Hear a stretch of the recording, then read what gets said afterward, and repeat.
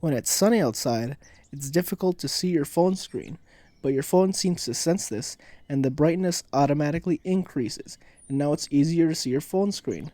Or sometimes you move into a dark room and your phone automatically decreases in brightness. This is the function of a setting called adaptive brightness.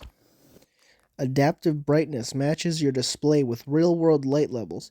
It can be beneficial as you don't have to keep changing the brightness every time your phone is exposed to different levels of light in the environment.